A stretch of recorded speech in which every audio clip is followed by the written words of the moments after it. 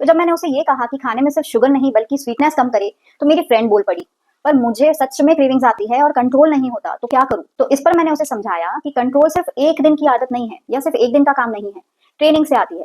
Cravings body की जरूरत नहीं होती, अक्सर वो आदत बन जाती है। तो ये मत सोचो कि कल से मैं स्वीट्स खाना बंद कर दूंगी, बल्कि ये सोचो कि आज से मैं मीठा खाना कम कर दूंगी। उसके लिए अगर चाय में 1 स्पून स्वीटनर डालती हो तो 3/4 कर दो, धीरे धीरे उसे आधा करो और फिर धीरे धीरे अगर हो सके तो 0।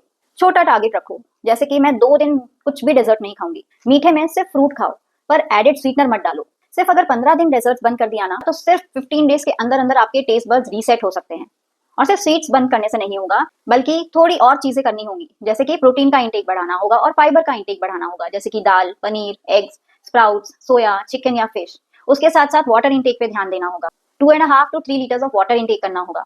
क्योंकि जब मील्स बैलेंस होते हैं ना, और जब हम प्रॉपर्ली हाइड्रेटेड होते हैं, तो क्रेविंग्स नेचुरली ऑटोमेटिकली कम हो जाती है। और अगर फिर भी क्रेविंग्स आती रहे, तो सिर्फ 10 मिनट रुक जाओ, पानी पियो, थोड़ा सा इधर उधर वॉक कर लो, माइंड को थोड़ा सा डाइवर्ट करो। ज्यादातर क्रेविंग्स है ना वेव की तरह होती हैं, जो कि आती है और चली भी जाती है। इस पर उसने पूछा सबसे गहरा सवाल, तो मैं क्या कभी भी स्वीट्स नहीं खा सकती? तो मैं हंसी और मैंने कहा बिल्कुल खा सकती हो, और ये बहुत नेचुरल है कि मन में ये सवाल आए। लेकिन जब भी आप स्वीट्स खाओ तो अपनी चॉइस से खाओ, कंपल्शन से नहीं, या गिव अप करके नहीं। स्वीटनर चेंज करना इजी होता है, लेकिन स्वीट की हैबिट को चेंज करना रियल इंप्रूवमेंट है।